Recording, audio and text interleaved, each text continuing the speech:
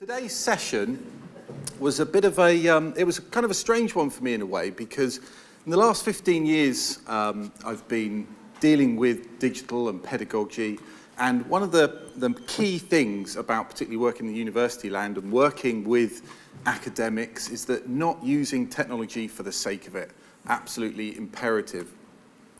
And actually this session goes against that. So I apologise, but I was asked to put some tools in here that we can discuss and kind of evaluate. So the point of the session is to look at, the way I see it is we've got two digital worlds. We've got a student's digital world, where they come from their Facebook, Instagram, Snapchat, that completely updating every second. Wow, there we go, that's great and spooky. Thank you. So we've got that really rapidly developing environment that students are so part of, and it's their daily lives that they use so much. And then they come to education and they're confronted with virtual learning environments like Moodle and Blackboard and library databases, and it's such a different world. And the point of this session is to kind of evaluate, we've got these two different digital worlds. Is there an opportunity to collaborate and have some consistency between the two? And there's lots of issues and challenges, and we'll go through those now. So, okay, to start, we're going to get you actually doing something straight away. What I want you to do is go to, with your phone, menti.com, enter that code, and I want you to just answer the question that comes up. And we're thinking about what are the opportunities and what are the challenges that face us if we think about how can we use kind of social web 5.0 and the type of tools that we provide students in a university. So I'm going to give you a few moments to start entering in some responses. And the way I see it is there's a lot of opportunities, and things become more complicated with GDPR and security and things like that, and I totally appreciate those issues. But I think what I'd like to do for this session is focus on the student experience rather than the kind of technical security issues, which are completely relevant, and I don't want to put those to one side, but I want to focus on the student experience. Okay. So, let's see what we have here. Okay. So, what are the challenges in sharing these worlds? So, as you're all posting messages, you can see, obviously, it's a standard word cloud. I'm sure we're all used to it. And this is an example of using a tool that is not normally part of an infrastructure of a university, but it's a nice, easy-to-use tool. But the point of it is to see what you think. So, understanding. Time is always a big challenge, as we're all aware. Infrastructure, capability, cost. Okay. Can I just ask someone to expand a bit on the word understanding? Who put understanding in? Can I be bold and ask you to put your hands up, maybe a couple of you, and say why you said understanding? Why is that a challenge? Must be some of you. Hello, hi, thank you. Sorry for picking you out.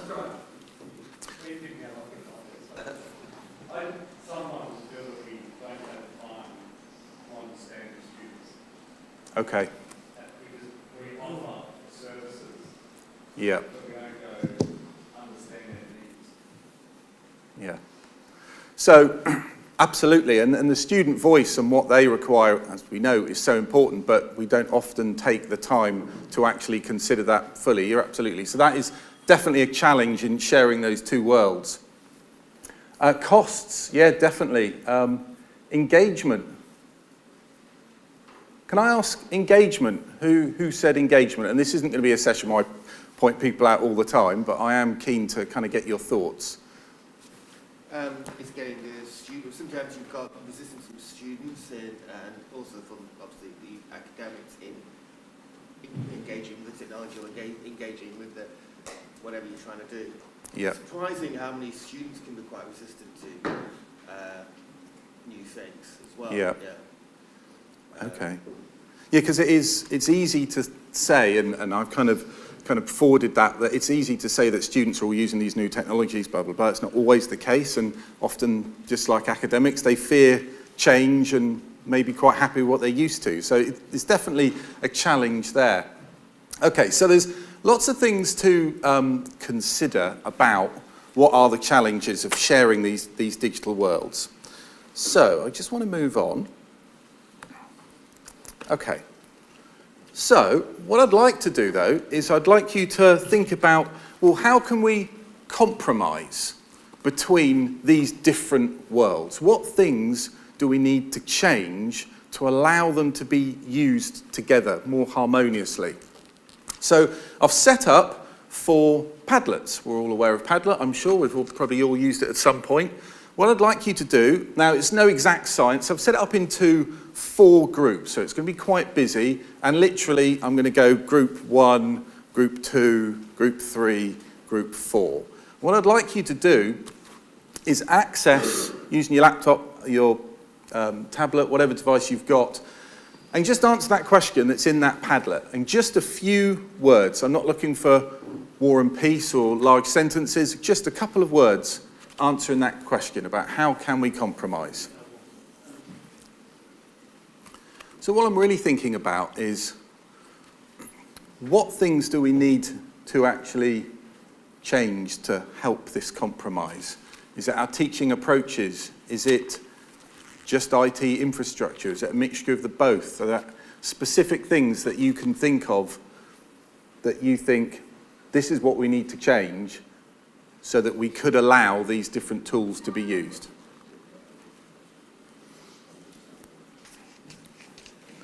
And some of you will obviously been faced with the challenge of academics coming to you and saying, oh, I found this brand new tool, I really want to use it.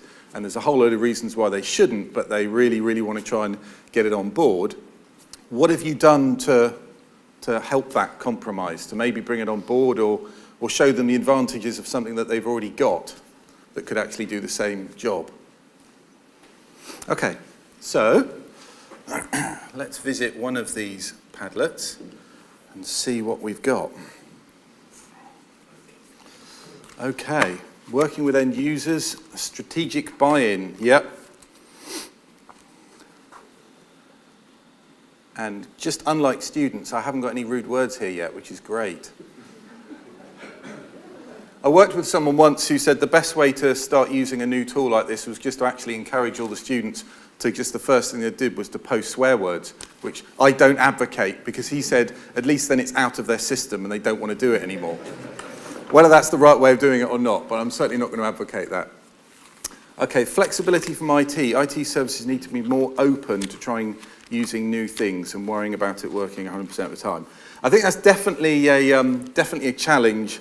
Obviously, IT departments, you're tasked with that role of making things 100% uptime, secure, and then you're faced with, can we use other tools that might be outside of our toolkit? That's not going to work with, the systems that you've got less control, security, things like that. So there are massive considerations like that. But again, thinking about the student's experience perspective and thinking about just simple things that we're doing here like this now with you entering in and giving feedback. It's a nice, easy way of doing it. Of course, you can do it with some of those institutional tools.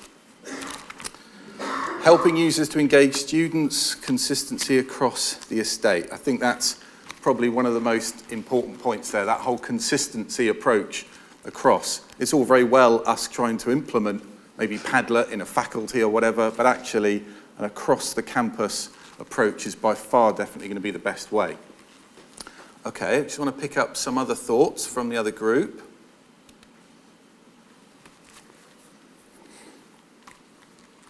Be more flexible, agile. I think that's the kind of part of the message of this session, in effect, is that actually we do need to be more flexible. We can't just give our students a one route to engagement and communication. and fund students' use of technology. Certainly that would certainly help, and there are some universities that hand out iPads when they join. Upskilling staff training, yeah, massive issue, and certainly one that needs careful looking at. Guidance for facilitators on how to use social media platforms that our students are using for the purposes of education. Yeah, completely. It all comes down to staff and digital training capabilities. Let's just pick up a few more points from our other session.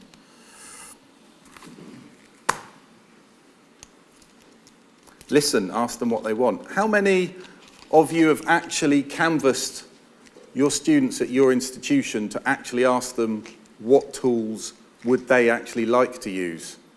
Hands up. I've actually asked that specific question. Not specific. But close to that. So some of us. So there's clearly space there to ask more from the students. Training in specific areas of social media, flexibility. Don't just push staff and students to use a single technology. Yeah, absolutely. And lecturers who won't change, always a challenge for everybody, that one, I'm sure. Okay, let's pick up the final pieces before we move on. Allow and help people use their own tools. Give them guidance on how to use safety, GDPR, security, etc. Collaborative, yep. Provide enablement. Engage students, be more flexible. So we're getting some kind of themes coming across here. It's all about, being flexible, allowing them to have access to different tools, but staff training and capability. So clearly, we looked at, there was costs earlier that came up in a previous question, but there is a want by students and an acknowledgement from us, by it looks, that there is room for manoeuvre and the use of other tools. But how can we actually allow that to take place in our institution? What I'd like to do is if you could access this site there, you've got it up on the screen, and then what I'd like you to do is, how do we support the staff and students in this shared world? So we've talked about, from a kind of institutional perspective, there should be some form of digital strategy that informs this across the board. There should be time for staff. But what else should we provide staff and students to allow them to actually engage effectively in these tools? Now, hopefully you'll be able to access this. You've got 140 characters. It's a little bit like Twitter. And you will be asked, you can put your name in the top right-hand corner if you so wish. You can put a pseudonym name, and then just use a few words to say what you think are really the key supporting factors for staff and students to allow this to work.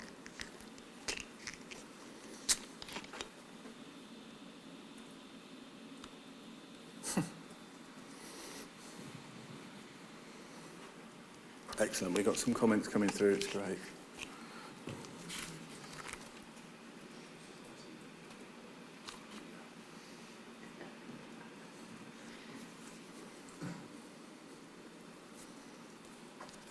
Okay, everyone's accessing, which is great.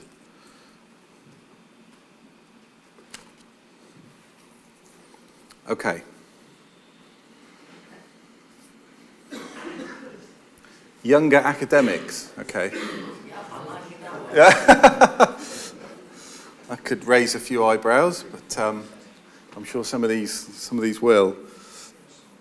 Okay, so how do we support these staff and students in using these worlds? So digitally literate staff. Yeah, that's a common issue. I mean, I didn't kind of formally introduce myself at the beginning, but you've all heard of Jisc, and I'm part of Jisc, and I'm fortunate enough to be part of the student experience team. So I provide, and the team that I work with, practical support and advice to all institutions in the student experience. And staff digital literacy is something that is almost always at the forefront of requests for help and support. So it is common across the board that there isn't enough staff who are digitally literate enough to engage with all of the tools that we're talking about and the approaches in their teaching in how to use them. So it's a massive area, and you know, you should kind of take some merit from it, the fact that it is a common problem across the board. It's not down to individual institutions that have got a key problem. Make it fun, absolutely. I have to say that is a really, really important point. And AR and VR is technologies that we're all aware of, and how can they impact effectively in education? It's very difficult. One of the great things about those is it does capture people's imaginations, and then they always ask the question, okay, but how does it apply to me, and how can I use it in my teaching relevantly, which is absolutely core and is difficult to do, but it does help to make it fun. And if you can make things fun, it's easier to capture their imagination and pull them in with other approaches as well. So it's actually a really important point. Guidance on good practice. Yeah, it's amazing how much little there is of that, but that's something that Jisc can help with anyway. CPD, accompanying forums, infrastructure, yeah, absolutely. Pedagogical strategy, yeah, absolutely. Okay. So as far as actual key things that we can use to actually help staff and students, it all comes down to, realistically, obviously having the infrastructure in place, but those staff digital capabilities for the staff and the students is key, and having those in place is something that's imperative to have. And there's a whole load of variety of different issues there, and I'll do a little write-up about the findings of this afterwards as well, and kind of pull it together in a kind of more clearer way.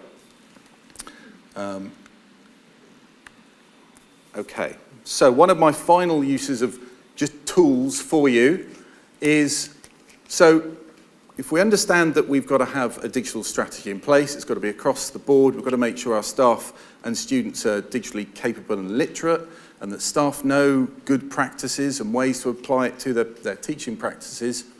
So the question is, after kind of briefly going through some of these questions, is can we actually then compromise? Can we have an effective mix of these kind of social tools and institutional tools that we provide students at university? And I've got a simple question for you. And I'm dying to know what your thoughts are, whether we can or whether we can't. Now, what will happen after a short while is I think some of you might not be able to give any more responses, depending on the settings I've given you. I'm trying to remember what settings I had. But at the moment, based on that, those that have voted, it says that we can compromise. So there is space, there is room to have a mixture of these two tool sets, which is a great thing. So that kind of answers the question that I set out at the beginning, is can we share these digital worlds? So there's clearly thought that we can do. So the kind of next question is, well, how do we actually do that? Well, we've been through some of the points that need to be covered. And as a kind of final point, Jisc can help you do most of these things that you said. You'll all be part of the membership of Jisc. You know that we supply the backbone and Janet, but the support that we provide is also part of what's called your inclusive membership. So a lot of all the things that we've talked about here, your institution is actually already paying for and funding, and we can come and help you with the challenges that we've actually just gone through today. So I really wanted to highlight how I'm fortunate enough to go around to many institutions, and they are always surprised by how much help we can actually give, in a sense, for free to you already that they didn't realise was available. And all of the things that we just discussed there, we've got teams that can come in and help support you in making those challenges, particularly the digital strategy and working across the campus in one route. So feel free to contact me afterwards. I can put you in contact with the right person, even if it's just to have a chat about how you can take up more of what's already yours for free, and engage with some resources that will help you share these digital worlds. Thank you very much.